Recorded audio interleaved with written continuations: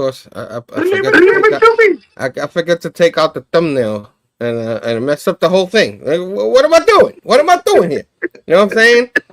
I already fell asleep. That hour we lost last night messed me up. You know, daylight savings is overrated. They should stop it. You know what I mean? I lost an hour sleep.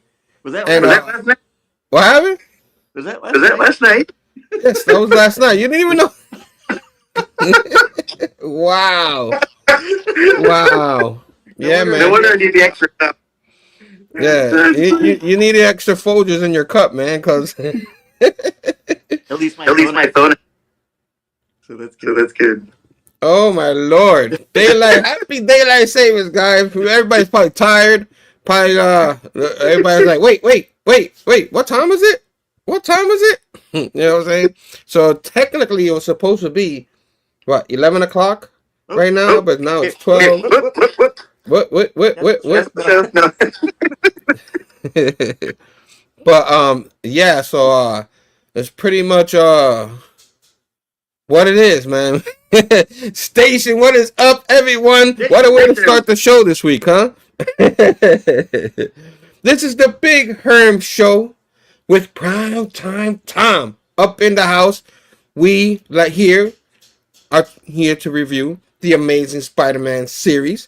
And today we're doing the Amazing Spider-Man, The Death of Spider-Man series that starts here in Amazing Spider-Man 61. And this thing is, I call it, because it's 12 issues, a 12-issue maxi series type thing before yet another relaunch of the Amazing Spider-Man. So, which it was relaunched, the 61 or 60 issues ago or something like that, when the Zeb Wells took over the run and stuff like that. And then it ended at 60, so they kind of like left it going so they could do a few series before the relaunch. I guess they wanted to give the new writer Joe Kelly a chance with Pepe Larraz to start things up. I guess they might have a couple of issues in and are able to do a couple of back-to-back issues. I guess that's what I'm thinking, because you know it takes an artist like maybe almost a month to make one of the books, because Amazing Spider-Man comes out 2 times a week. So so that's what I'm guessing. So this 12-issue series, you'll see Joe Kelly for a couple of issues, and then we'll see a new writer come in there. But of course, a couple of the artists we're gonna know. I think JR, does he do a couple of issues? I don't even know. I know he's gonna come back and do the new series, a few of the issues. But but keep on keeping on. That's what we're gonna do today up in the house. So yeah, I always show the issues. Amazing Spider-Man number 61, 8 Deaths of Spider-Man. We're doing Amazing Spider-Man 62. Oh yeah. Amazing Spider-Man 63. If you have variants, you can show them as we do them. I'm just going to show these real quick. And Amazing Spider-Man 64. And of course, there you go, 62. Yeah, so I'm covering 62 and 63. 61. And he's covering 62 and 64. He's showing his books. Yeah. All right. As we start rolling. What happened? I think this is one of the first times. Yeah, man. As we start rolling through these issues, as I have already, I showed Mr. Tom here a full list of as the issues come out, because we are behind, and we are doing the Ultimate series. So as we catch up, we're doing 4 issues at a time in this maxi series, so it's probably 3 shows, 4 issues each. So in between them, you know, the last 2 issues of this series hasn't come out yet. By the time they come out, we'll be almost all caught up towards the end of the month, and then we start rolling in with the Ultimate series. So I'm pretty happy about that. And then I mapped it out with the releases of every issue of both series. By June 1st, we'll cover Ultimate 16-17. If we're consistent every Sunday, every weekend we do a show consistently. By June 1st, we get caught up. Every time I do this, something happens, and if we get fall behind, but we're trying to catch up by the summer because we do have other projects. We want to do other series like during the summer we want to cover Kraven's Last Hunt. We finally want to get to that. So it's pretty much the plan that we have here going on. And of course next week, as I talk about the shows, we are going to do issues 65 through 67, which is there is a death issue. It's 65 and 65 dot death. So we're doing dot issues again, which is everybody's favorite, right? The dot issues. Oh my god. Just put regular ASM, you know what I mean? Whatever. You know what I mean? But I guess they were trying to get the numbers going. Whatever, because Legacy, this is 61, so Legacy is 955, whatever they're trying, as their journey to issue number 700. And, yeah, so we're pretty excited to go in. I'm going to go, there's a couple of guests up in here. Billy Power Max, Station. Wow, man, hope you're doing good. Eric the Stash says good morning. And, he says he hasn't read Spider-Man since issue 21. Oh, wow. Well, I guess you'll get spoilers. And he says Ultimate Spider-Man is better. And of course, Eric says don't jinx it. You know what I mean? Because we're talking about the show keep on keeping on and every week and stuff like that. I think I jinxed it. I jinxed it. But next week we can't do the show. Regardless, if we miss one here, one there, it'll be probably Ultimate Spider-Man will probably get the hit, but maybe not. So, but for this week, we're excited to do this series. As yeah, man, it's gonna be a tough one to get through. Not tough because we're not reading it. We're actually gonna review it, like go through it, talk about what happened through the issue, and because we're not doing the read-alongs for now, because it's a lot. And we're trying to catch up for the relaunch. And yeah, but before we get to that, of course, if you guys like the video, hit the thumbs up. Subscribe to the channel. Ding that bell for notification for future videos. As also we have a bunch of awesome people doing shows here in the Bad Batch. Of course, my man Phable, you know what I'm saying, had his issue number 9, like it says there, episode 9 of the Blame Phable show.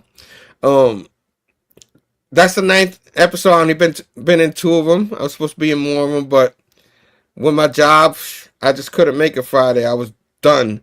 But if that's an issue, if he's doing an episode this coming Friday, I'll do my best to work on that one. But a good show that they had, like they always have.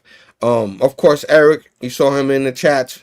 Him and my man Dr. Doom, they just had a show. Ink and Insights, they do it every Wednesday, and they do their own personal show in their channels. Night Panagraph, Dr. Doom fan club and stuff like that. And yeah, man, that's all the thumbnails I have for the week. Or Nick at Night, of course, just popped up too. I think Night Panagraph's video popped up this morning. Of course, everybody else in the PCP Army Bad Batch, follow all of them. I have all of their links down in the box below. Check out all that wonderful work that they do. As they do a pretty good job. We all have different formats that we do and stuff like that in different ways. A lot of fun. And of course, my man Robbie, Rockin' Robbie, he has his link down there too, of the Pop Culture Philosophers channel. Because that's pretty much the start of a lot of us is in that chat Sunday nights. Yeah, but so keep on keeping on. Everybody else came in. Oh, Christina Payne, what's up? Station, what is going on? She's been on the Bad Batch shows and stuff like that, being moderators and stuff like that. I might as well make you a moderator on this one. You don't have to, but if you could comment on this show, like after it's over, or in the comments section, so I can make you a moderator, because everybody else there might as well too. We've known each other for a while, past shows on other platforms and stuff. Not platforms, this platform, but other guys and stuff like that. JB and all those guys. So yeah, man, that'll be awesome. That'll be awesome. So yeah, thanks for stopping by. I know there's a plethora of entertainment out there here on the YouTubes. Just so you guys check us out, stuff like that. I hope you like what we do here. I hope it's just me and Tom, Spider-Man fans, just having a little fun. Bunch of dorks, you know what I'm saying? But before we get to the issue, we always do the little conversations, you know what I mean, to see how our week was. And my man, Primetime, how's your week, man? Not too bad. Not too bad. Another one of those where they had like a teacher. So we had one day which was nice. But the week was kind of a little wonky. What? Babe was good though. My friend Joe at his Twitter. So I got some show and tell. Oh, some show and tell. Beautiful sight.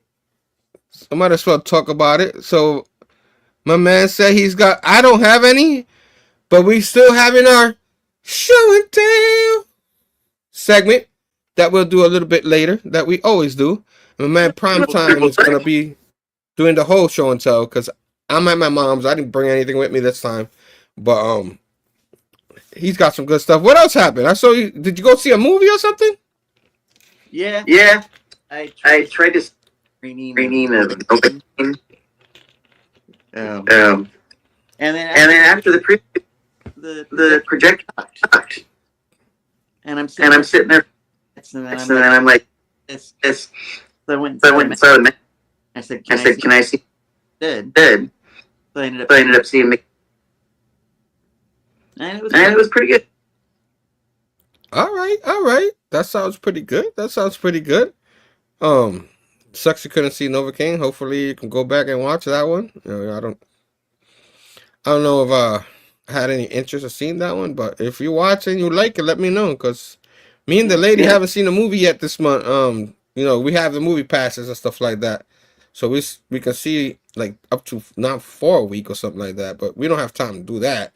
But we try to watch at least 2 or 3 for the month to pay for the movie pass, because just one price of the movie pass each covers one show or maybe 2 shows. So might as well get the pass, you know what I mean? You could watch any movie you want. Except for like the retro movies, when they bring them in, like Harry Potter or something like that. You probably have to pay for that because it's different. But yeah, man, that's cool. My week was like regular, you know what I mean? It was hectic. I've started a new route here in my job, so very heavy. I'm learning it. It's starting to get better faster, but it makes me tired. I feel like it's summer already. 'Cause summer is our Christmas when it comes to the bread game. But summer for Christmas. You would know this. They yeah. Yeah, so it's pretty tough. But I had a pretty decent week. I'm not gonna say it's just work's tough. But I can't say I had a bad week outside of work. It's just I haven't had a lot of time doing anything because I've been tired. But unless you watch sports, if all my New York teams are losing all their players and stuff like that, they're all getting injured. So it doesn't. The Yankees are already losing some players and they haven't even started yet. So look who's in the house. Station. Spectacular and the amazing Tom. Station. Buddy. Damien in the house. Christina said congratulations on 400. Thank you very much. It was really hard to get to it. Hopefully eventually I get to 500. But I'm very humbled to be even 400, to have 400 people just press that subscribe button. Little old me, so why not? Carrying on here in the Spider-Man, just doing, and we're inconsistent because life happens, and sometimes we miss a show on a certain weekend, and I don't do my haul videos anymore because I don't know when I get them. Sometimes I get them Wednesday or Thursday or Friday, Saturday, Sunday, whatever, when I can. So yeah, but consistently we love doing the Spider-Man stuff, so why not um keeping on with the Spider-Man? But now that we're 16 minutes into the intro, into what we did, it's not a record. Our record is like 40 minutes or something like that, but Really? 35 minutes, 40, something like that. We went long one time. But no, that's when we first came back after a long hiatus. But we're gonna cover what we came here to do. Cover some yes, spread the love. Spread the love. Thank you very much. um The Amazing Spider-Man, 8 Deaths of Spider-Man, with a certain Doctor Doom up in there. So that made a lot of people excited. Doctor Doom, well, Doctor Doom is everywhere. He's the main boss now. If you're the type that gets tired of seeing someone everywhere, well, he's not going anywhere anytime soon. Especially he might be in the movies. I mean, he is going to be in the movies, Secret Wars. But you know, Series. Him? what happened? There's a new right now. Yeah, yeah. So there's Doctor Doom everywhere. So guess I'll give myself the floor. So we're gonna cover this issue. Like I said, I'm not gonna do the read along like we normally do, but I will say I don't even remember the page that tells you the artist and stuff like that. But the front page it's Joe Kelly and McGinnis. We love Ed McGinnis, so we're pretty excited. I guess when I get to the page, I'll read everybody else's. But of course, they start off on top of a building. I guess they're falling. You see a guy falling. Ah! You know what I mean? His name is Kevin, the photographer, stuff like that. Spider-Man, it into the rescue like that. So he starts, saying his funny jokes and stuff like that. And some guy named Burnout come out of nowhere. You heard of this guy, Burnout, man? Is he new? Because I never heard of him. I haven't heard of him. So is this a spec book? This is the first appearance of Burnout? If anybody knows, let me know, because I'm here opening it up like nothing. It could be worth something, man. You know, Burnout could be in a movie. You know what I mean? Oh, man. So, bear with us, because it's the first time we're doing it this way. Usually we do a read along, but, so, you got Spidey making some jokes, trying to save my man while Burnout's dead, like, trying to ruin things. And of course, in the flashback, he starts talking about. Because I guess in this one, they start just going through what's going on in Spider-Man, because it's not Zeb Wells anymore. It's Joe Kelly. And talk about, Mr. What's his name? Help me out here. Randy. There you go, Mr. Randy. Oh. Talking about Spidey's pictures and stuff, trying to help him with the computer and stuff. What do you call that? His agent, and he says, you gotta give me 10%. You know what I mean? And Spidey's like, all right, whatever. You know what I mean? So he already trying to make money off of Spider-Man, and of course he's talking about his girlfriend Shay. We can't forget his girlfriend Shay. You know what I mean? And he supposedly he has a record of 95 minutes here of not running along to be Spider-Man because she doesn't know about it, and so she was being a little sarcastic. And then this is all going on while there's action going on, and you see fire going everywhere. He's freaking out, and then of course Aunt May wants him to deposit a check to the bank for the feast. The Aunt May organizes feasts and stuff like that. So organization, to feed the poor and stuff like that. Feast, you know what I mean, like or whoever. Homeless, whoever can't afford food, they'll go to the feast and eat some food. So she's a big part of that, and they have events and stuff. And I may make sure Peter Parker, she's known is not very responsible, giving him a check to do, So we all know that's gonna go well, right? So Spider-Man saves the day. Burnout. He's just getting burned out. I guess. He punches him, and he like flows away. So, oh man! And then out of nowhere, somebody's Spider-Man, and it's freaking Doctor Doom. Boom, boom, boom. Which my man Ed McGuinness, man, I think that's beautiful. I don't know about you. That's gorgeous. And he's like, Spider-Man, I'm the Sorcerer Supreme now. Spider-Man's like, what? Who made you? Where's Doctor Strange? Kind of thing. But, you know, all this happened in Blood Hunt, where, you know, Doctor Doom tricked Doctor Strange, which Doctor Strange ended up being zombified. Not zombified, vampirified, whatever. Whatever that was. Vampirified. I created something new.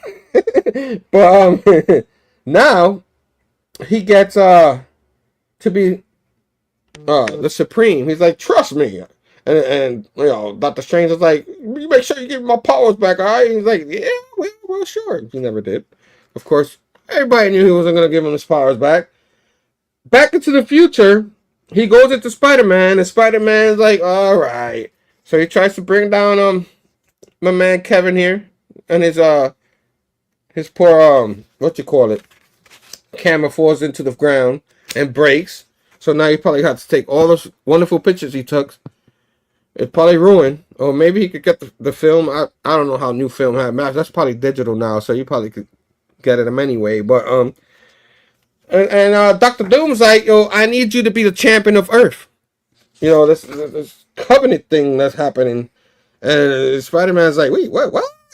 What? I ain't doing that. You know what I mean? And then, of course, Spider-Man thinks Dr. Doom is going to be like, oh, man, he's going to kick my butt or kill me or try to kill me or something like that. And, you know, Dr. Doom's just mad. He's like, you dare defy me and stuff like that. You're like, who are you to defy me? I'm Dr. Doom kind of thing. You know what I mean? And then Spider-Man is like, nah, man, I'm not doing it. So, and then he goes, oh, you're going to wish you dare to say that kind of thing. And then he vanishes. And then Spider-Man's like, whoa, that was easy. I didn't think he was just going to give up like that, but as we all know, that's not going to happen. So keep on keeping on as we go to the next scene. Back at Aunt May's house, Spider-Man, who did deposit that check, but, you know, he was kind of hungry. He bought a little bit of money from that little deposit, from the fees, and told Aunt May, I did do it. So, you know, you could be proud of me, but I did borrow some money, and I'll pay it back. And she's like, oh, you paying me back? Come on, man. Be responsible, Peter. Out of all these years she known him, she had to know something was going to happen. You know what I mean? But, I don't know. I guess she never learned her lesson. Oh, it's her aunt. It's like his mom. You know what I mean? She took care of him. Always has hope. And then, of course, Randy discovers Shay in the hallway. And talks about they had a dinner meeting for the business they're doing with Spider-Man and stuff like that. Or whatever the hell we're going to do. And of course, Peter's like, oh, I already had dinner. My bad. He kind of forgot. And he forgot about both things. He was supposed to have a lunch with her and him. And, you know, Peter doing Peter things. Because of Spider-Man. He doesn't do many favors, you know. Very well. So, of course, he cracks a few jokes, and he's like, I'm going to go to the bathroom. And then they're like, does he always does this? When he goes to the bathroom, he's like, when he goes to the bathroom, that means he's out. You know what I mean? That's his escape when things get awkward. And Randy's like, yeah, he did that for 2 weeks when he didn't want to pay the rent. So he was like, yeah. And then, of course, Spider-Man's here, like, moping. He's like, man, I could never get my Spider-Man and Peter Parker life together, man. Because of Spider-Man, I'm always ruining Peter Parker's life. Which it always happens. You know what I mean? And then, of course, he had a little thing with Spider-Boy. He's training Spider-Boy. That's Dan Slott creation.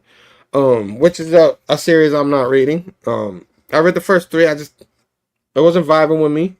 But that's what he does. And then the Spider-Boy is like, yo, what's up, man?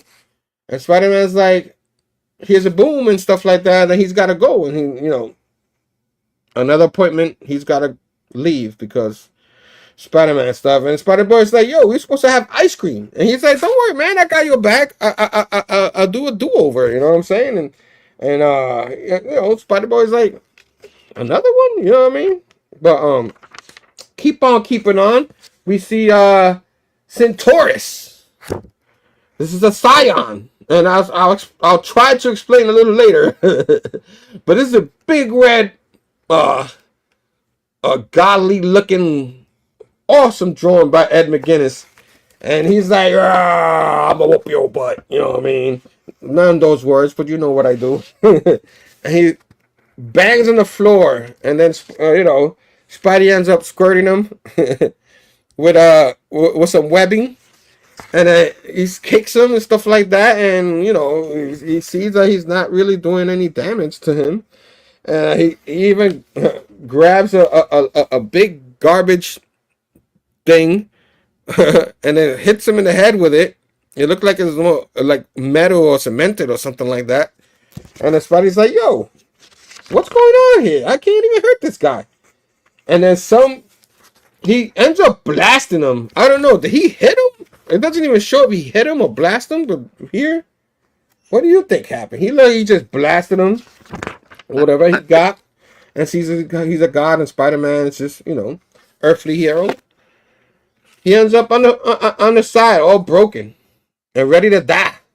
That's when Dr. Doom swipes in and be like, "Are you ready to take my offer as being a champion?" You know what I mean? And he said, fine, I accept. I'm gonna be champion. He said, "Of course." And he's now pay attention. So now there's a whole explanation of what Doctor Strange did. Supposedly, Doctor Doom is the Sorcerer Supreme now, because there's something Strange did. Instead of him doing it, I guess he's too above that, so he need a new champion, I guess. Or they probably explain it better. I'm just not understanding as well. But supposedly, this is from the Dark Cove Chronicles, and Strange, as a younger Strange, go being nosy and stuff like that, ends up opening up a casket of Centaurax, the Crimson Casket of Centaurax, ends up finding him right there, and his big immovable object, and immovable by weight, and immovable by body, and immovable by mind. So this guy is the bee's knees of being a god, like almost godly. And then Strange is like try to be clever, Strange is always clever, and try to trick him into, it's all good, you know what I mean? But it didn't work, and and then of course a covenant was forced and stuff like that, and Doctor Strange did learn that being clever and intelligent is something totally different, and now this casket and all that, he's got to fight 8 scions of Centaurax. If I'm saying that wrong, I apologize. But it's all those guys. So apparently he fought all these guys and he died every time. But to protect them from coming back, he needed himself the reeds of Regadar, which is every time he falls, it helps him get reborn, and then he never technically loses. But even if he wins the fight, the guys, these scions are so powerful that he ends up dying anyway. So this thing makes him reborn. So I hope I explained that good enough, Tom. Was that good enough? I don't even know. But that's pretty much what he does. They're basically, etc. What happened? Yeah. Yeah. So boom. So Dr. Doom's like, all right, he tells me this whole story. To help you defeat you, I'll give you a costume, of course. Spider-Man books, Spider-Man eventually will always get a new costume. And Botan, there's his new costume. Which I at first I didn't love it, but it's growing on me. I guess as again his art, it helps me out. I definitely would like a figure. Marvel Legends figure off of it. That's coming. That's coming. So it's this big magical mystical thing type of costume, and apparently it helps him with spells too. I guess Doctor Strange, Doctor Doom, give him like a spell a book of spells and stuff to learn to include with that. So because he needs spell to be able to defeat these scions. Strength ain't gonna do it by itself. And you know the Sorcerer Supreme is supremely on that. So now that Spidey gets that, he gets so confident. And look at just that art. I love that art. He starts fighting this scion, which I kind of already forgot his name. Forgive me. Oh man. And then and the other scion's like, "This is your champion? I'm gonna whoop his ass." You know what I'm saying? But the spells he's doing, it's working. It's working. He ain't beating him. You know what I'm saying? And as they keep fighting, puts a web of force field around him, trying to protect him. A big black heart hole he brings up, and it punches the scion. As the scion's like, and then boom, he defeats him. You know what I mean? So there you go. So as he defeats him, as we said earlier, Spider-Man dies in the defeat. As we go in, we run into Phil Coulson. I guess he's taking the role of death. What? Phil Coulson? What is going on? Oh, I guess it's pretty cool. Phil Coulson. We know him from the TV show, Agents of S.H.I.E.L.D. And he's like, "Spider-Man, yo, you're here? What are you doing here? You're not supposed to die. You're Spider-Man." But, out. What happened? Yeah. And then, of course, you see a nice art right here. I guess he died and then his skin came off, but he's getting reborn, and boom, back into the costume. And as you see Doctor Strange out of nowhere, his spirit, his I keep forgetting what they call that when he gets out of his out of body form. I call it the soul. Comes out, and that's pretty much how he made the deal with Doctor Strange. And he's telling him, you're alive, you're healthy, but bad news. You have the rest of the scions of Siderax to fight. And, dying and rebirth is part of the process. As you see, Spider-Man is feeling a lot of pain. And in the other issues, he'll explain how that makes him feel. But for now, to be continued into the next book. So, 8 Deaths of Spider-Man. I hope I explained that pretty well. I read it a few times. To me, it's like Joe Kelly's writing. It's just like a lot of people who talk about other writings of other Tom King. Maybe is one of them, where you either like it or you don't. You don't understand it or you don't, or because he can be all over the place. And as I start reading these books, he goes over here, then he goes over there, then he goes over here, then he goes over there, kind of thing. And he's everywhere sometimes. Good writer, stuff like that. But if you're not used to that, or if you don't like that, you probably won't like this. But a couple of guys who started reading actually liked the series, which was kind of weird. I wasn't digging it. As we always do, we do the reread. We like it a little better. But yeah, Tom here was rereading. He's telling me he was having a hard time. Hey, go ahead. To be honest, on Instagram,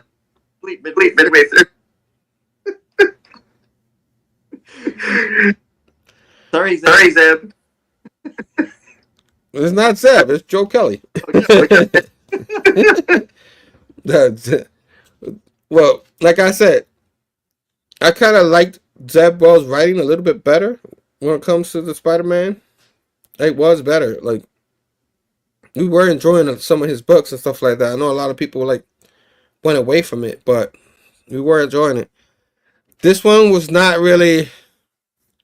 You got some of the the jokes in it and stuff like that, and I guess they try to bring you back to what's going on and stuff like that. I'm gonna read through it because I don't want to I think one thing I want to explain is in your issue. But I love the art, man. I love the art, and that pretty much saves it for me.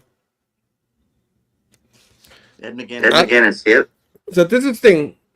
The eighth deaths, we've seen Spider-Man die a bunch of times. You know what I mean? We said this before. In the Spencer, you know what I mean? But the Spencer. You know, what? But so we kind of used to seeing Spider-Man. We're not happy seeing him die all the time, but I don't know. It's just, but what do you think, Tom? Before I go, anything else you want to talk about this issue? After I took read it a second. I liked it a little. Mr. Mc was the saving grace. Because without I totally would. Bye. Yeah, like the Ed McGuinness art really saved it for us. It's just it's hard to explain without. We like going through all the issues without like spoiling the other issues before we get to it. It's Phil Coulson. I got a kick out of Phil Coulson being. I ain't gonna lie, that was pretty cool. It makes no sense, but I think it's pretty cool. The showing you the issues he have as Peter Parker, that's gonna happen. You know, it's a Spider-Man book. It's like Stanley says, every book you gotta treat it like your first. We might know what it is, but maybe the first time reading, maybe a lot of people started reading Spider-Man in this run. You know what I mean? So he's probably catching up to some of the things. So I don't have a problem with that. It's just we love Doctor Doom. Doctor Doom's amazing, but oh man. Eric's like, for once, I was enjoying an ASM art, and this is how you do me? He really was. He was looking at it and saying it was good. I was like, oh, crap. Should I tell him I didn't really love it? And it's not that it's the most terrible thing ever, but I guess, like, I don't know. It's just, it didn't work for me the first time I read it. The second time and third time, I warmed up to it a little bit. But if I had to give it a grade, so we gotta keep on keeping on. I give it a 2.75, and it's mostly because of the art. The art brought it up for me. You know what I mean? It's above average. You know what I mean? 2.5 is like average, so 2.75 is above average. Not enough for a 3 for me. Not even a 3, but it's not a horribly written book. It's just I wasn't digging it. But we'll see as we go through the issues. Maybe I change my mind as I keep going. But what do you think, Tom? What do you think about this issue? What do you grade it? First, what do you think overall about the issue, and what do you grade it? Well, it definitely you have to read. I understand what's going on. And the third sucked me in. But yeah, I wasn't too impressed. Unfortunately, I was gonna say I was gonna go a little lower actually, and give it a 2.5. That's fine. That's fine. I mean, it's you gotta show how you feel. You know what I mean? Don't let me influence your grade. But we were on the same level, and it happens, man. Station aggressively relaxing. What's up, man? Station, my man Kenneth. What is going on? What's up, Station? Thanks for coming by. I hope you enjoy some of this. I know there's a gazillion people to watch, but keep on keeping on. It's your turn. Yeah. Are you ready? Like I said, you don't have to read along. It's you know, I thought I'd be a little faster than reading along, but it took a little longer than I thought. But it was all good. We don't have to rush it. You know what I mean? So this one is geared. Never mind. This is Joe. Playing Ed McGuinness. I guess we have this cover. And I really like this cover.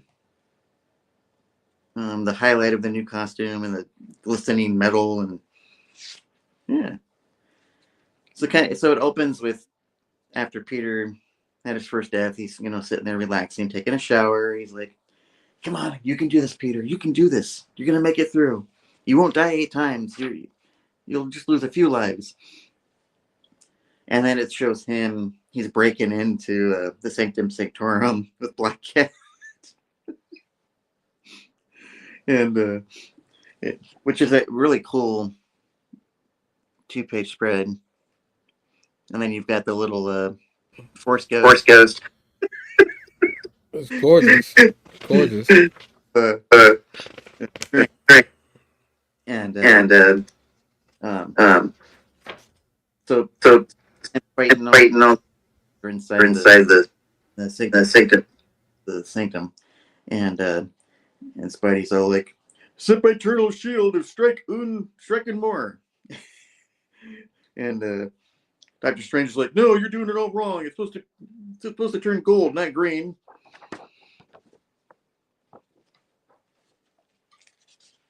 So he goes along fighting, and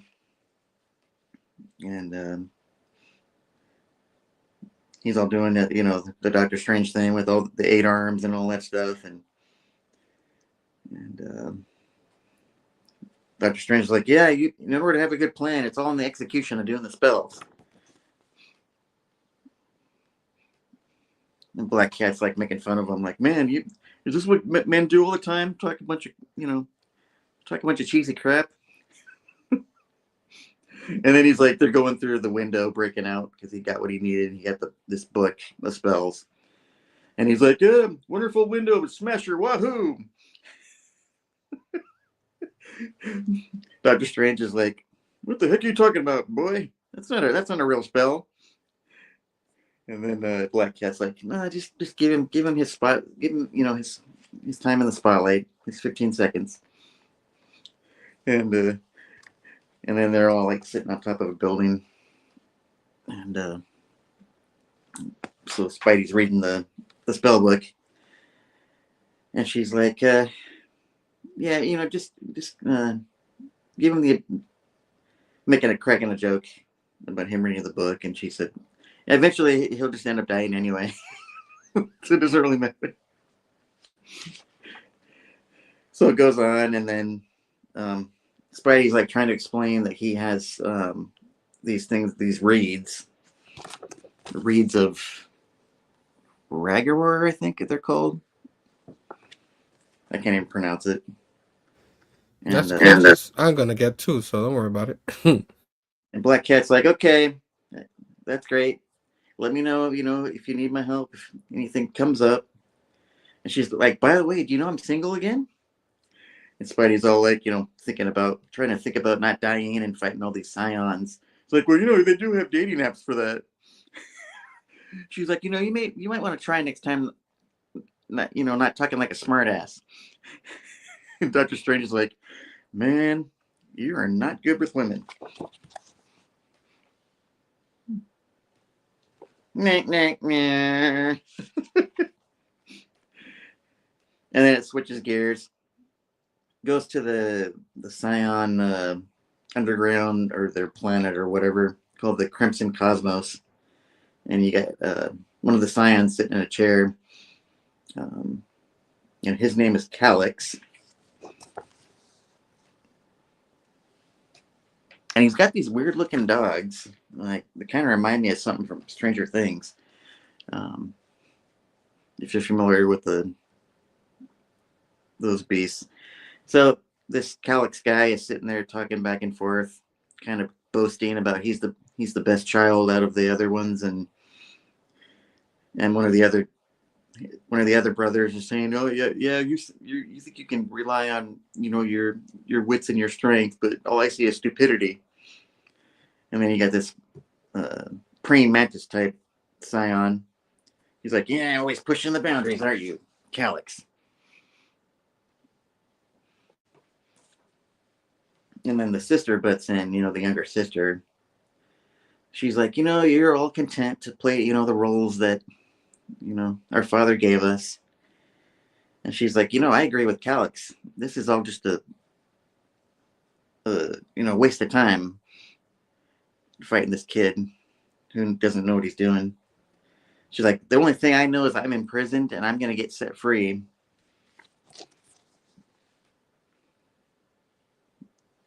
I think she means like she'll be set free from that place when it's her turn to fight Spidey. And then we go to Spidey's apartment. He's reading, I guess maybe one of the Doctor Strange's books. He's eating pizza. Next thing you know, you see Norman Osborn there.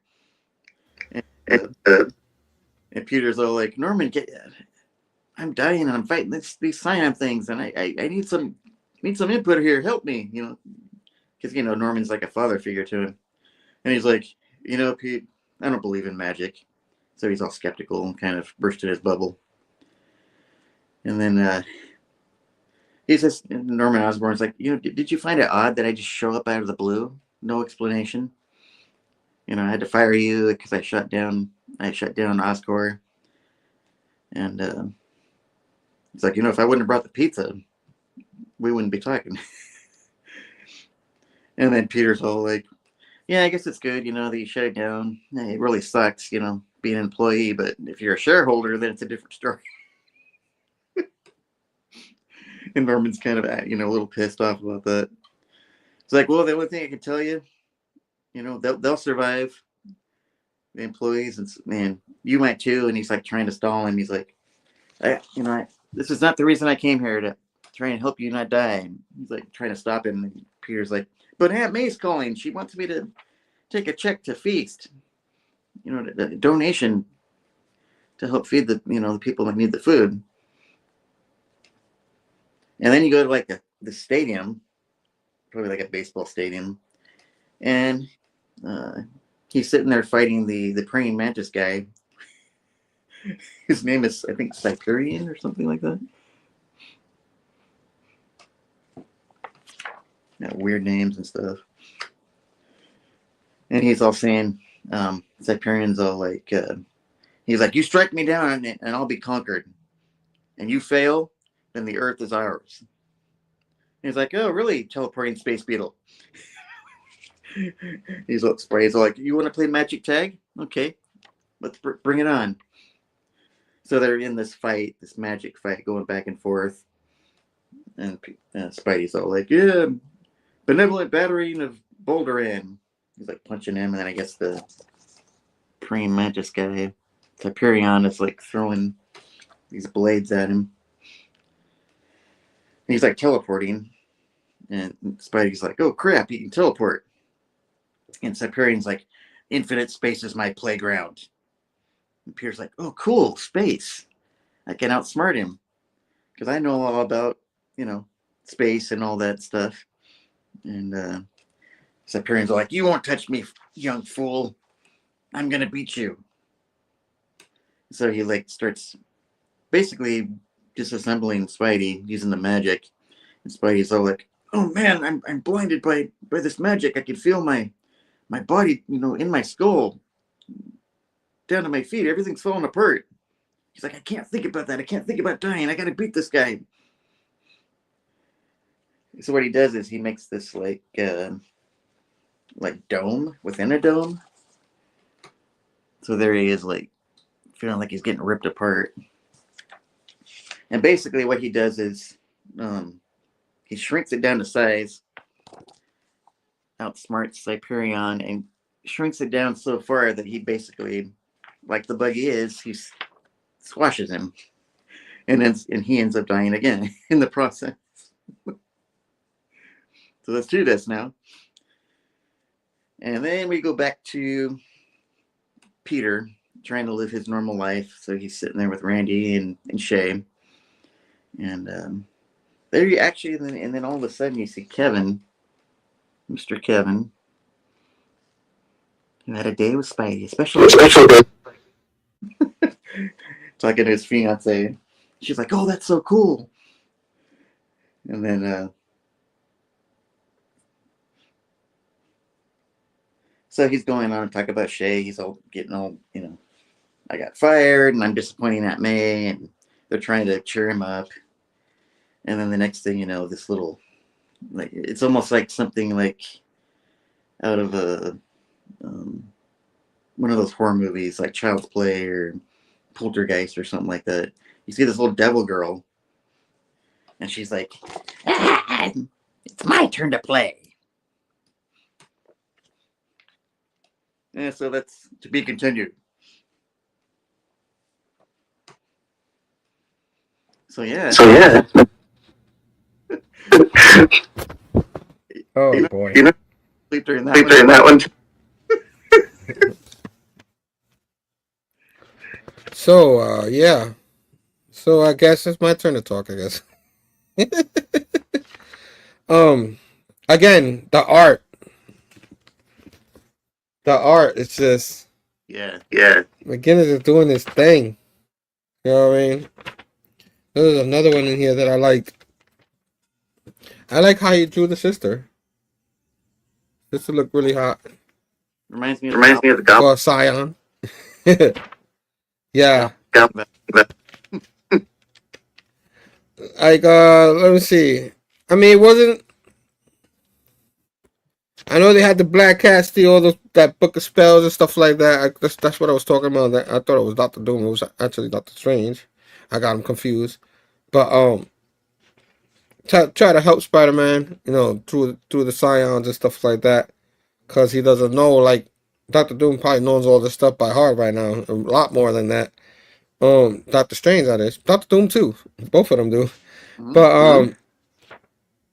But yeah, it was cool. It was cool to see the Black Cat again, even though like she's like, the only time you call me is help you or something like that. You know what I mean? And then like he insults her and stuff like that. Yeah. Yeah. The whole thing with Norman Osborn, I'm like, again, you know what I mean? Like, you really had to throw him in there. Like, things went bad, you know what I mean? And of course, like, he got amended, his sins are gone still, you know what I mean? And he's not the Green Goblin anymore, but try to have like a kind of relationship and stuff like that. Like the whole thing between them, the way they set it up and everything, him becoming the Gold Goblin, all that was cool. But once the whole story was told and stuff like that, I don't think they had to keep that there. You know what I mean? I think they could have left him out of this series. He didn't have to be put in here. You know what I mean? It's nitpicking really, but it's just something they need to be in the story. I'm like, all right. I guess he's trying to tell people, oh, he's still gonna be in the new relaunch and stuff like that. But there's always a battle between a lot of Spider-Man fans and a lot of these characters and the way they do stuff. Because as I said before, it's not universal that people didn't like the Zeb Wells run. There was actually Spider-Man fans and actually podcasts I listened to that actually was digging a lot of the issues of Zeb Wells. Maybe not the overall thing, but a lot of the arts and stuff, they were picking up as their pick of the week and stuff like that. So, there was a lot of good issues if you gave those books a chance. But this is looking like it's going to carry on a lot of the I don't like to call it that, but the stink of some of the stuff you didn't like from the last two runs. And it's just the editor, Lick Low, he loves putting that thing in there, like, Lick Low, you know what I'm saying? But, I like the battle between, him and the Scion. The battle was okay, you know what I mean? A little mystical, it's gonna be a little mystical. You got the little art with him over the earth like that. We're like, was he bigger than the earth? Was he that much bigger? I don't know, so whatever. Oh, man. But I think the art with the little girl looking scary and stuff like that kind of make it a little horror kind of book. She's like, hee hee hee, you know what I mean, kind of thing. I love the cover. But, yeah, like, the whole Scion thing is just not something I'm digging, you know what I mean? I understand the imagination of it. You know what I mean? You got a battle. It's almost like what's that movie that they gain off the manga? Um, Oh, damn, I forgot the name of it. If anybody's watching, it's he battles like 8 people. It's the same, almost the same amount of people.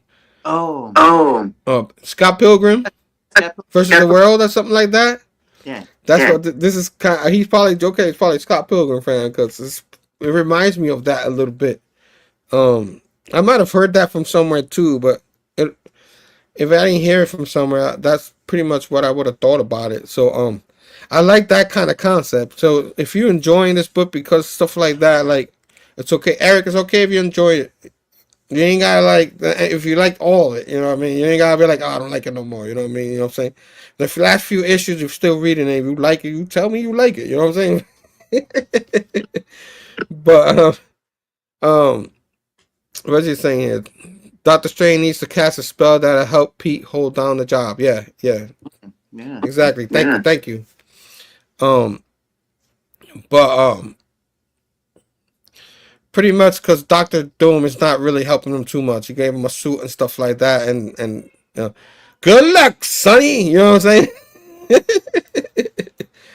Oh, but this book I actually enjoyed it a little better than the last one. So I'll give it a 3 because I did enjoy it a little bit better than the last one, and I love the little girl at the end. Reminds me of horror, you know, that whole boy. You know what I mean? Whenever you bring a child in it, it's very scary. Children are scary in horror movies. So I'll give it a solid 3. What do you give it? And did you enjoy any of it? I was thinking. My fight. Bringing in Norman was like you said. It was kind of like, why is he doing this? It's kind of they've already explored that whole relationship and him being the Gold Goblin and turning back into the Green Goblin and that whole rivalry. And then you go, you know, and not as fun as bringing in Phil Coulson. I mean, but overall, I like the way that Ed McGuinness draws the different scions. They're all different, and like the bug, the praying mantis type thing. I was like, where did you get that idea from? But it worked. And so yeah, Ed McGuinness just knocked it out of the park again. And I'm hoping in future issues that Joe Kelly will maybe, you know, find a better Spidey groove, and then that his writing will actually, you know, get to the point where you don't have to reread like 4 or 5 times. So that's just my thought. Yeah, I get you. It's like I said, his writing is like that. He's just all over the place a lot. You got, what are you saying, Joe Kelly? What are you saying? I don't get it. You know what I mean? But yeah. So not bad. I guess it got a little better for most of us, but but it's just not. It's not. At least it's not a 2 or 1.5 or nothing like that. It's not that bad. You know what I mean? We are enjoying some of it. But you know, everybody like wants us to be critics, so you know we gotta be hard on it. You know, no, just kidding. I'm just kidding. But keep on keeping on to the next one because we're doing the 3rd issue right here.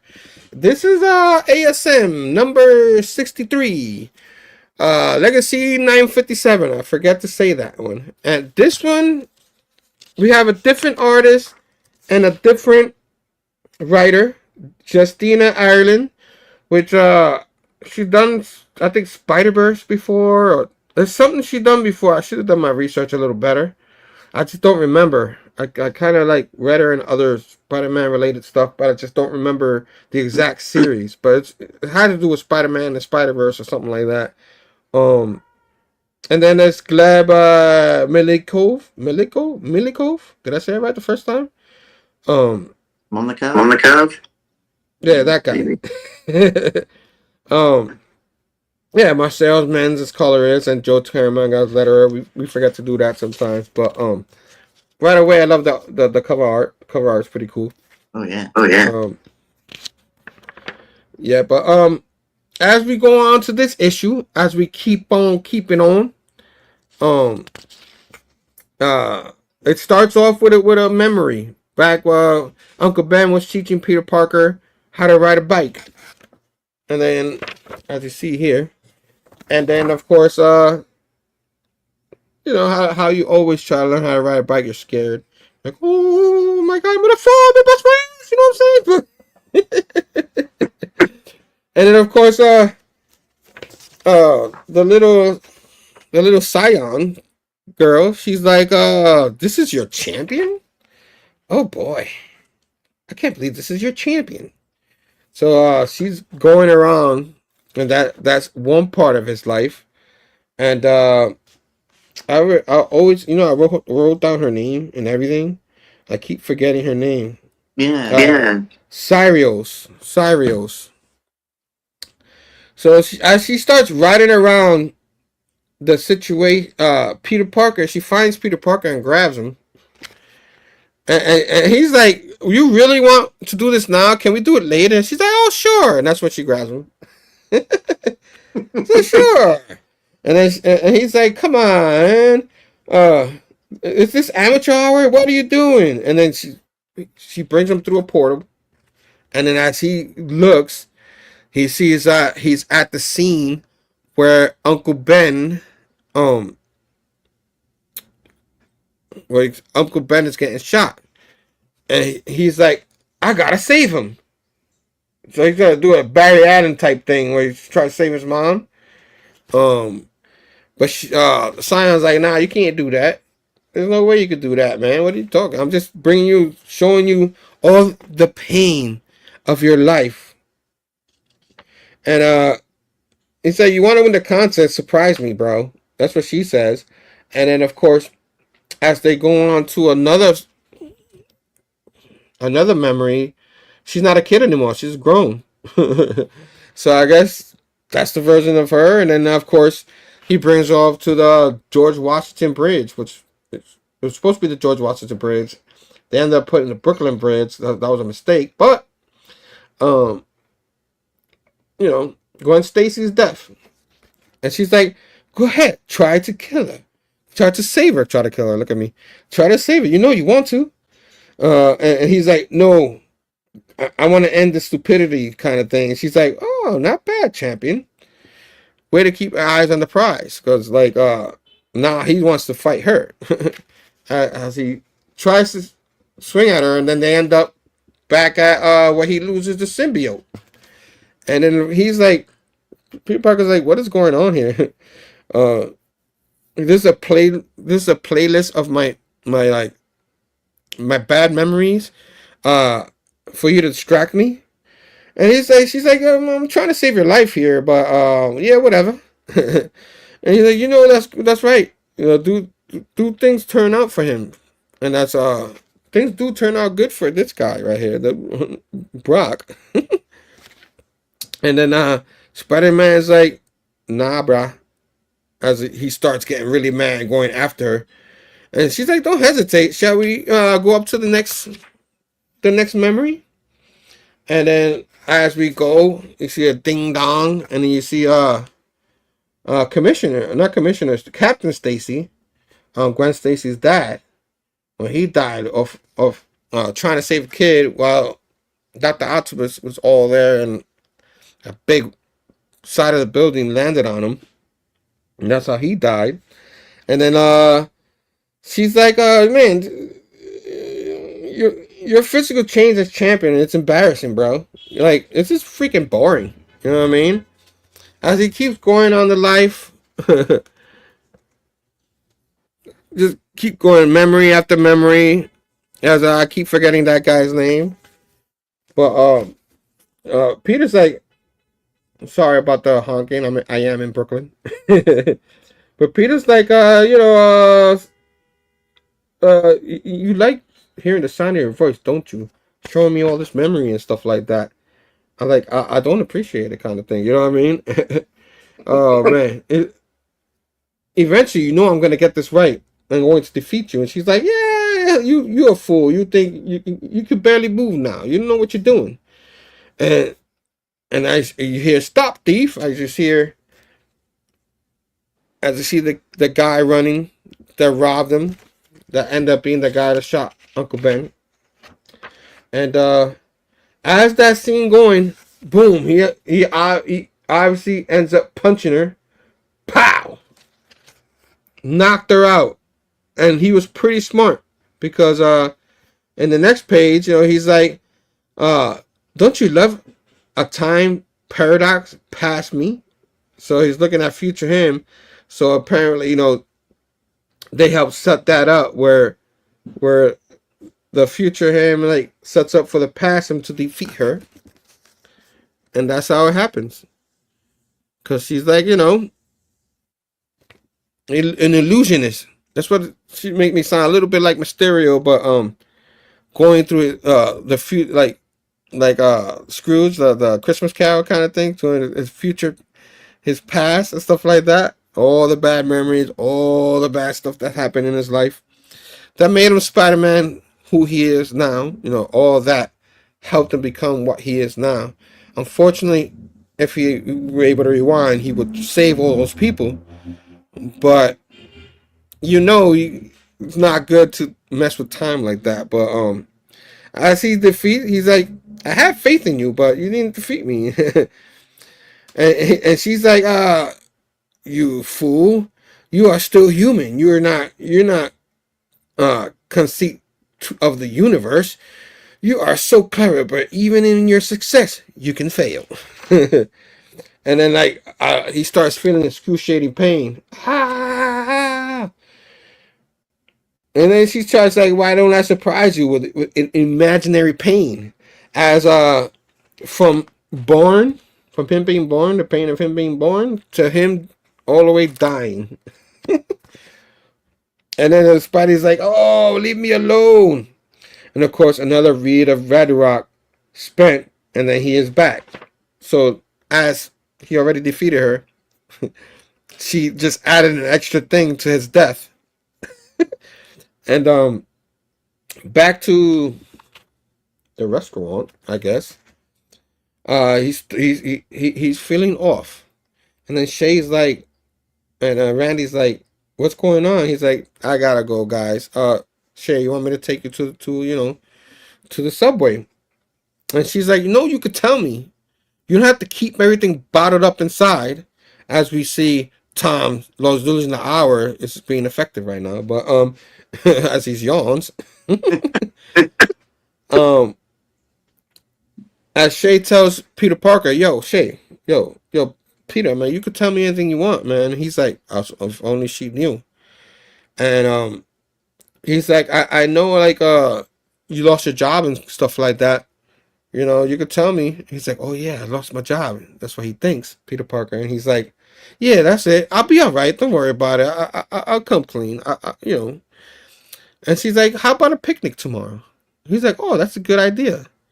And then we'll see you tomorrow. As he goes to the subway, he's like, oh, I gotta have to think of a good excuse to cancel this picnic. You know what I mean?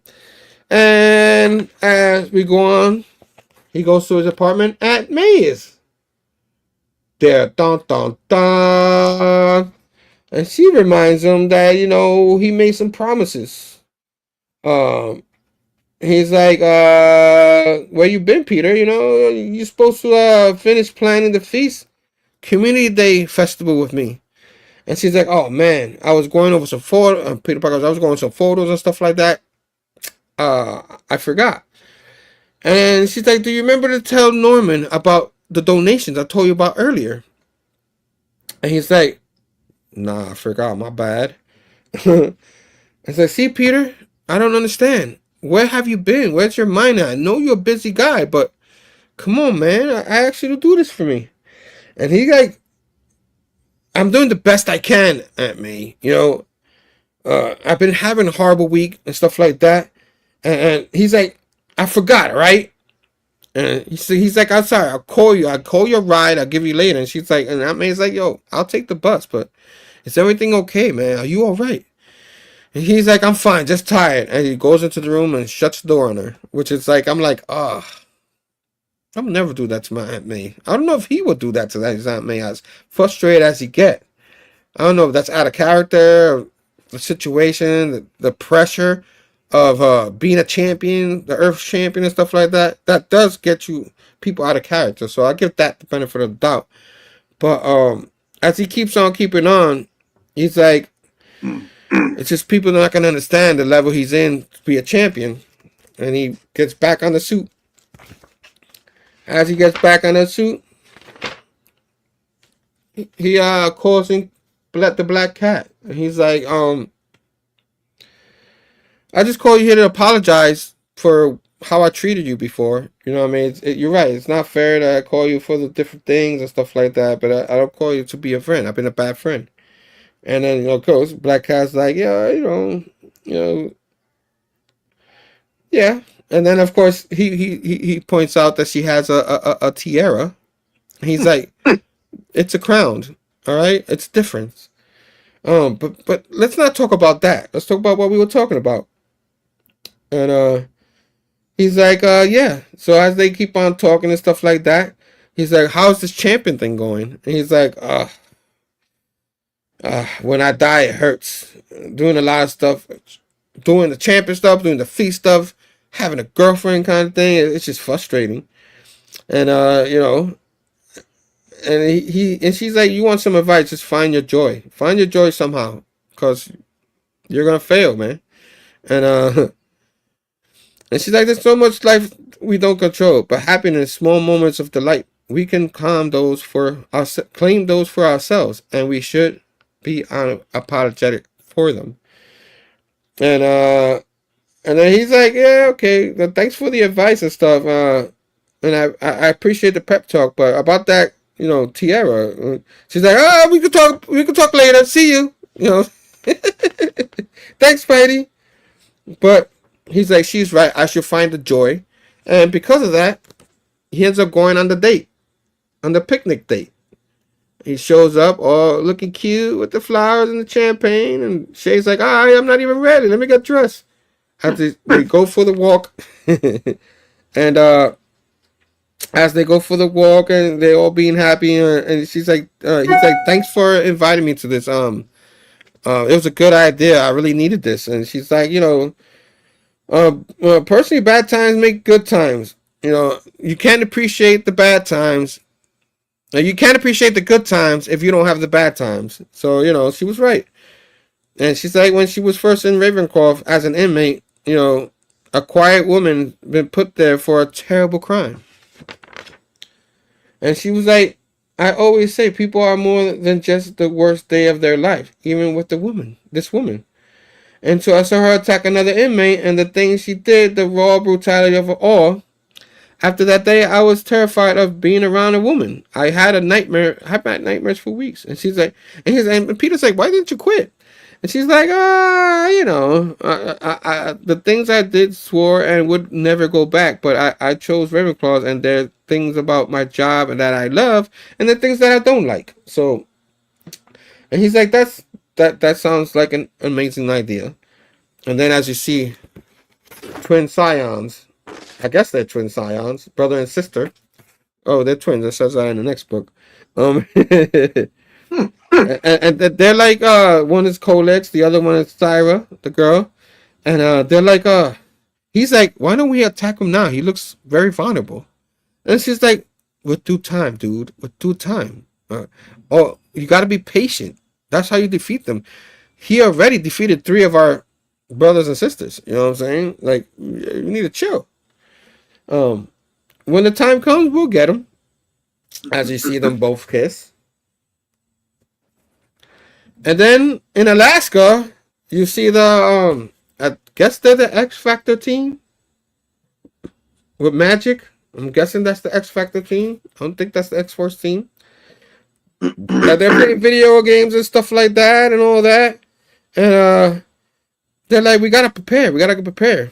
And of course, they're all, Kid Omega and Juggernaut playing games and stuff like that.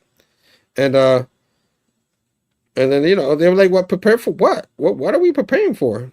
And Magic is like, I still don't understand how they're more fun playing basketball for real. Over there, I'm all over the place with this one.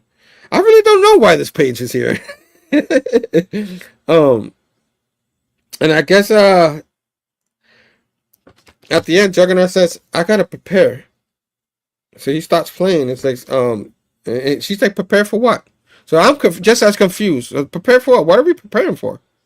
You know what I'm saying? Mm-hmm. I guess they're gonna fight the Colex too. I mean the Scions, but it says to be continued. I mean that.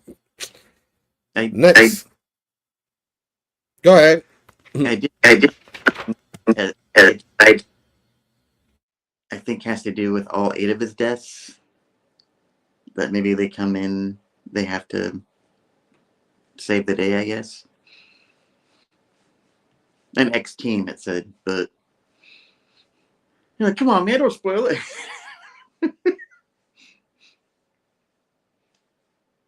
Oh. Let's see. Oh. Can't hear you. Oh, my fault. Sorry, I had to mute myself because you keep coming in and off. Oh, okay. So now I'm muting myself and then it works. I don't understand. You know what I mean? I don't know if out there, any of you guys out there that are listening, noticed that, but for me, every time he talks and I'm talking, you go in and out. So what I do is after I ask you a question, I mute it like that. And then when you talk, you're able to say the whole thing. So yeah. So and thinking of this issue and stuff like that, and watching, the Scion turn from a kid, she's an actual adult. So she's like horror movies, like they're ding ding ding ding, terrorized as a kid, but they're really adults, stuff like that. They just never grew up. What did you think of this issue? I liked like you were saying, via script. This is and yeah, she was definitely tormenting him the lowest point. Like everything. At the Gwen State.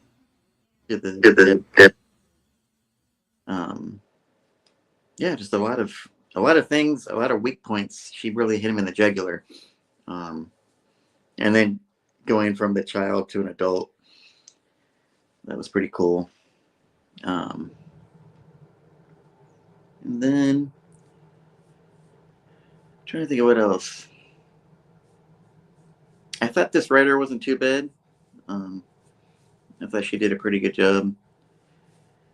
And I would say probably overall, I would give it a 3.0 backload.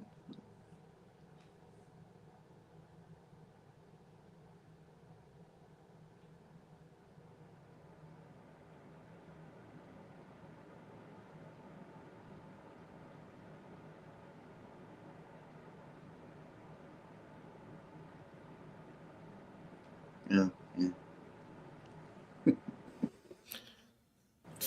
So, like I was trying to say, this is gonna be an ongoing thing, but I thought it was decent. You know what I mean? I thought the art was decent considering it wasn't Ed McGuinness. It was a Nikolov person, but so I pretty much was able to enjoy the art that didn't like blow it. Sometimes some people like even myself, like the art throws them off and stuff like that. It didn't throw me off. It's pretty decent art. Um, I like the girl story, like you said earlier.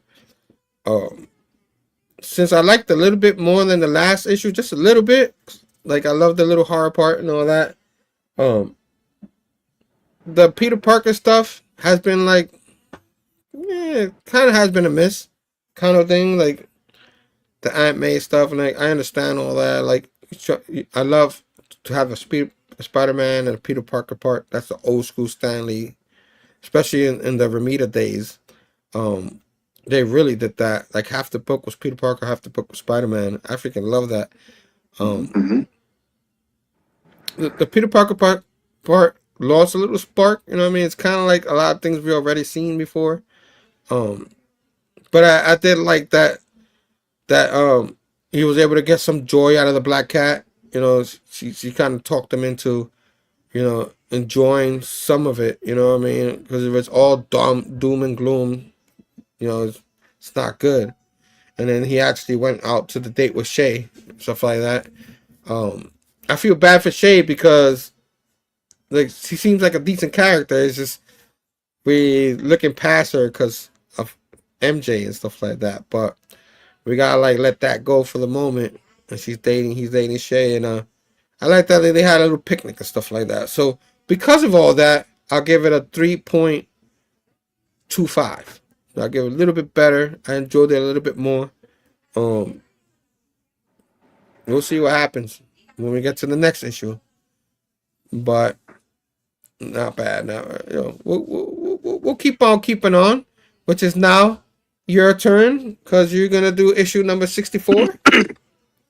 Yes. Yes. Legacy number 958. I think we have the same cover. 8 cover. Yeah, same cover. So keep on keeping on, my man. All right. So this was a thing where Peter's making this device that I guess is supposed to help him. It helps him win a fight against the Scion named Ceros. And Doctor Strange is interacting with him, giving him input. And Peter's like, "How do I stop dying? It's so painful. I'm getting tired of it." Doctor Strange is like, "You still don't get it, do you?" He's like, "How am I gonna? What can I do to explain this to you? To get it into your thick skull, Peter?" And Peter's like, "Well, I've studied the books that you gave me. I've memorized every spell that I can, and used a lot of them, and I still die." And Peter's like, "Well, is this supposed to happen?" And Doctor Strange is like, "Yeah, you don't survive because of the covenant that I made with Daddy Scion." I forget the guy's name. The immovable guy. He's like, "Because I made this covenant, you're gonna have to die 8 times. Because if you don't, as the champion, if you don't beat these 8 Scions, then that's gonna put the fate of the Earth and all of the people in jeopardy." So yeah, that's pretty heavy. And Peter's like, I trust Doctor Strange, but there's got to be a way to avoid dying.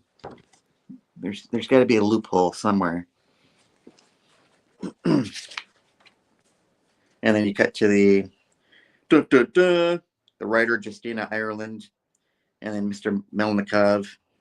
Then you got Marcio Menez as a colorist, and then the letterer is our friend. We've seen him a lot, Joe Caramagna, however you say it.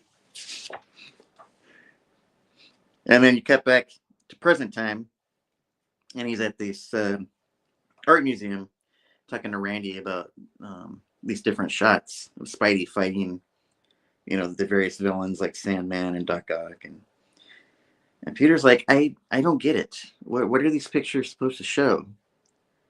And then Randy's like, well, it's kind of like David versus Goliath. You got the underdog fighting the big, ominous, villain. And he's like, and Peter's like, well, now that you say it that way, I can see what you mean. And then he sees this old guy coming up. He's like, oh my God, is that a Scion in disguise? So he's all acting all paranoid. And Randy's like, what's going on with you?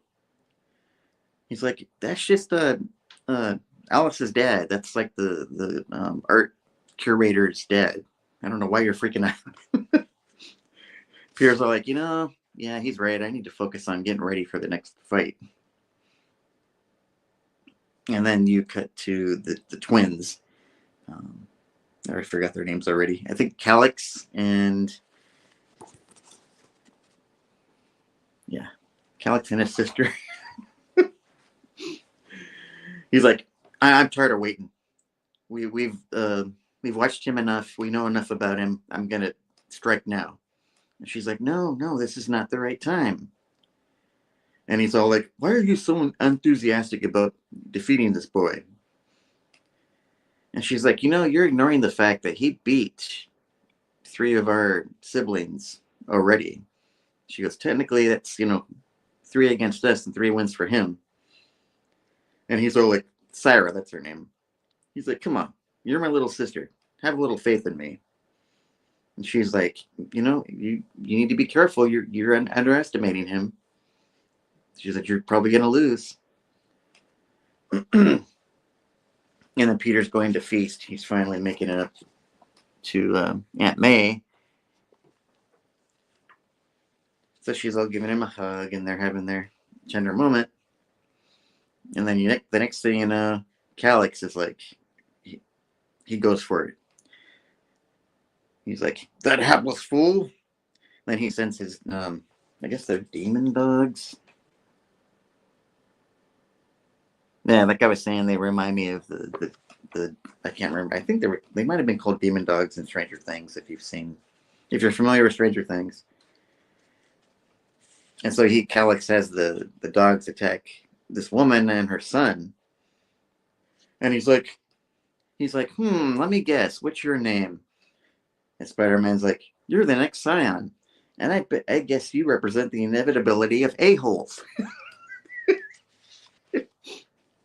Probably best line in this whole issue. He's like, Calix is like, you're bold, young fool, for confronting me first. I'm supposed to be the one that's supposed to challenge you. And Spidey's thinking to himself, I'm tired of all these stupid Scions and all their arrogance. And then the sister, she's like, it's just a tradition that we initiate the fights first. And Spidey's like, what? Wait a minute. I have to fight both of you twins all at once? And Calix is like, thanks for your vote of confidence in me, younger sister. So he sends the dogs off. And I think that one of them lunges at this woman, the poor woman, and the kid is like, Mommy!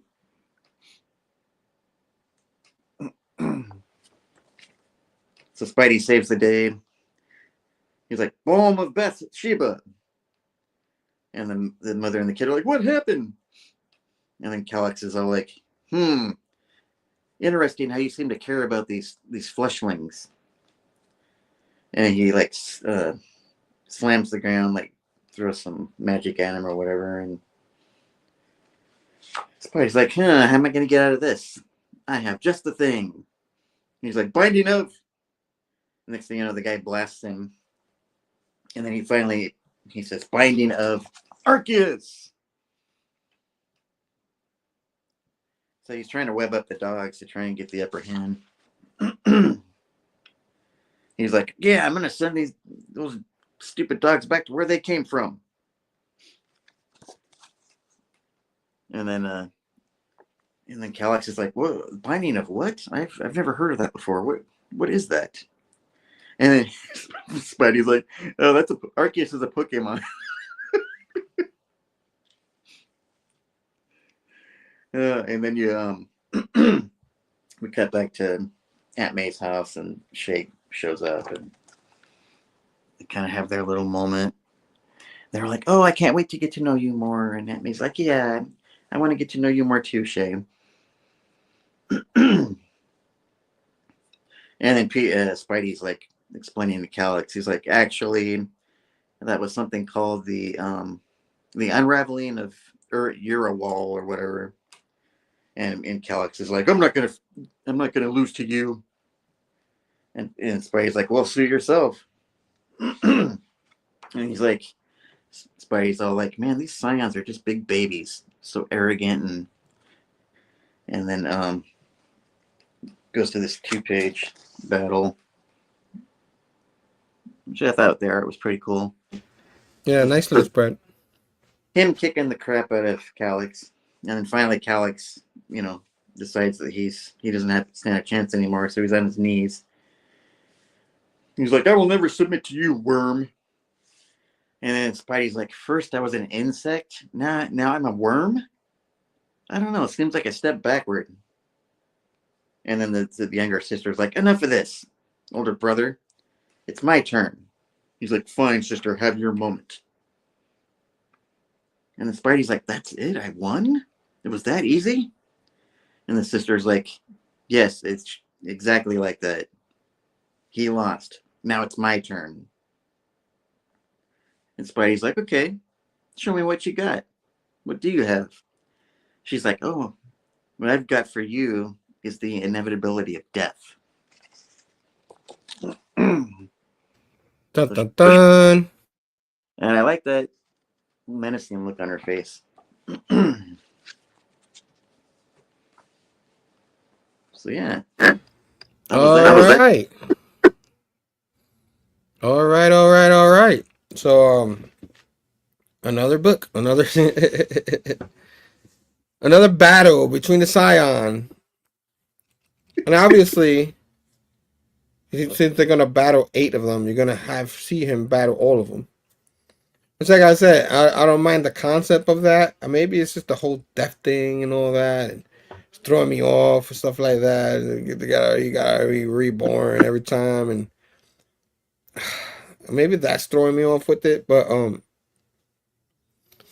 he finally defeated one and didn't have to die, which I guess that's not gonna die 8 times. Even though, like, the first time when Doom, maybe he didn't die yet. Maybe it's just broken, like I said earlier. But yeah, we'll see what happens when he battles the girl. But uh, this issue is just battling the Scion. Not much happens, Peter's life. So I don't think the Peter part was as good as the last issue. As you see, Shay and Aunt May meet up and stuff like that, because obviously he didn't make it to dinner. He's a little busy. But all in all, I thought it was okay. You know what I mean? I thought it was like there's not much to talk about in this one. It's just a battle. A few things happen. So the brother, couldn't wait, and he got defeated. But he kind of looked like a little bit of a wimp type seeing the Scions. You know what I mean? He was like talk all that crap. It was all bark, but no bite kind of way. And the sister's like, now I gotta do it. You know what I mean? Kind of thing. But I really don't have much to say about this one except for the few things that I said. If I had to give it a grade, it'll go back to the down 2.75. Because it wasn't terrible. It was actually a Spider-Man adventure. Like, at least you got that. You got a lot of Spider-Man in this, which a lot of people always ask. The one thing about this adventure, you're getting a lot of Spider-Man and less, like, other people. You know what I mean? Like, a lot of people thought Seb Wells' run, even though we were enjoying some of it, there was a lot of focus on all the other characters. Kind of like a Web of Spider-Man, Spectacular Spider-Man. If you remember back in the day, you had Amazing Spider-Man, Web, and Spectacular. Amazing was focused more on Spider-Man, and the other two was focused a lot on the characters and stuff like that with Spider-Man and stuff like that. So for that is 2.5, 2.75 for me. What do you grade? What do you think of this issue? What you grade it? I was also 0.75. 0.75. Yeah, Yeah, the Alex was like so anticlimactic. And his dogs, like, I don't know, like I said, it reminded me of Stranger Things, and it was kind of just like, okay. And yeah, the fact that he won a battle, that was nice. And then you see the you go to the Peter side, and they're kind of advancing the side characters like Shay meeting Aunt May, and so that's kind of cool. And but yeah, it'll be interesting to see where it goes from here. If he, like he was saying, maybe there is a way he can win without losing all 8 lives. We'll have to see what happens. Yeah, he will never lose. He will never die again.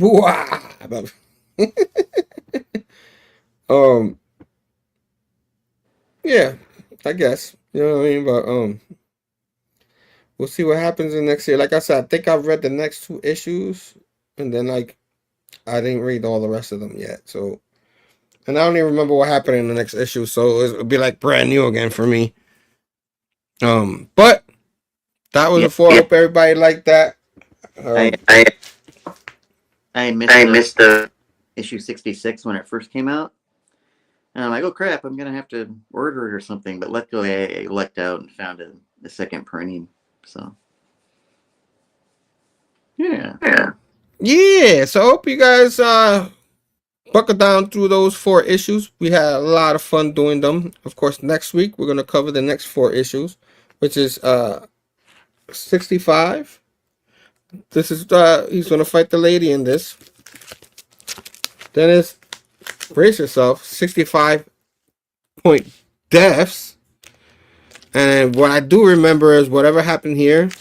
This is like a fallout of what happened here, I guess, or something like that. And then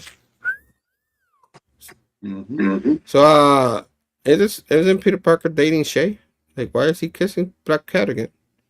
So I'm kind of confused. This one confuses me a little bit. I didn't read this one yet. We were talking about 66 just a minute ago. But we do, if he's not dating MJ, we do prefer some Black Cat action. But we'll see what happens in that issue next week. And then, of course, 67. So those are the issues we're doing. Obviously, I'm going to cover 65 and 66. And you're covering the dot deaths and the 67. So these are the next 4 books we're doing next week. As we try to do a little bit different this week, I think we probably get a little better at it every time we do it. There were a little read along here and there, especially time trying to read along a lot. Understandable. But like I said, like we like review books like this sometimes.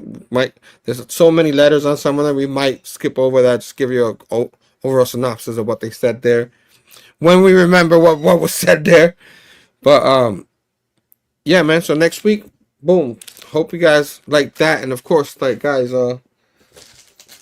always thanks for watching live or on the rewind. If you like the video, hit the thumbs up, subscribe to the channel, ding that bell for notification for future videos. And we are going kind of long, hour and 40 minutes. But our guy here, he said he has a little something we like to do in this show. Our favorite part of the show. You know you love it. You gotta have it. Some show and tell. That beautiful sight. So these are. Hold on. He's skipping through everything. Let me give you the solo. Yeah. So I was helping my friend Joe. This might be an ad for him, but wait, Joe Caramanga? Joe Caramanga is your friend? What?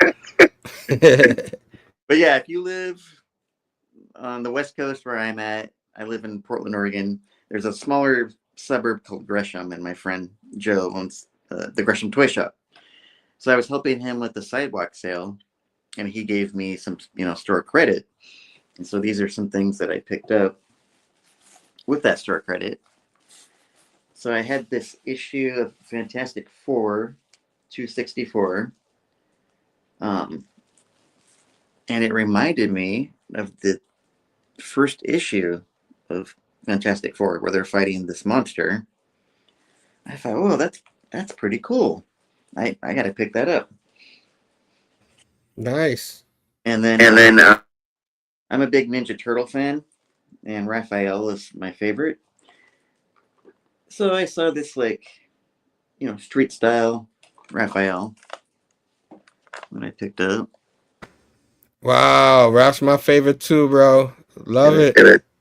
And there was different like a chase versions of him and like a mystery version, and I think I got the standard one, but that's okay. Okay. This is probably going to make Herm very jealous, unless he already has it. So I'll do the first one. So this figure, one of the villains, a minor villain, but actually a pretty big villain in Gang War. Well, obviously that's a pretty much gave it up. This figure I had before, Tombstone. Oh, I am jealous. I don't have that. I'm about to get one. Nice. And then Tombstone. the big. I saw this out of the corner of my eye, and I'm like, oh man, it's so much. It's so expensive. And I was like, he's a big boy. And it was Sandman. They had another figure, Sandman, but somebody else bought Sandman. But I had to have this guy.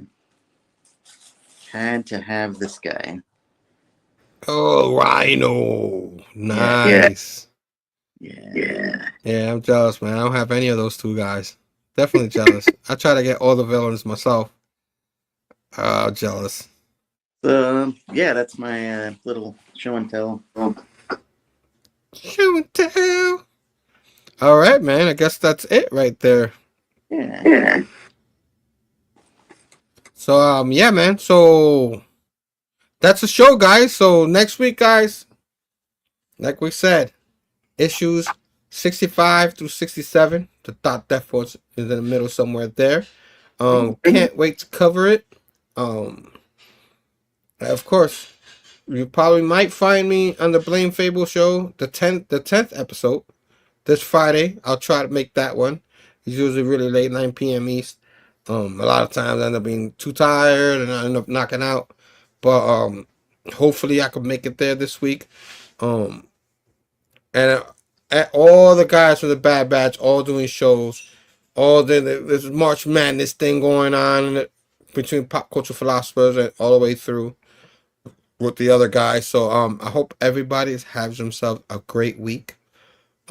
Keep on keeping on as we march through the month of March Madness, St. Patty's Day, whatever you want to do, as we keep on keeping on and march straight through all the Amazing Spider-Mans and finally get to some of the Ultimate Spider-Man books that we can't wait to do. So till next week, peace out, much love, station.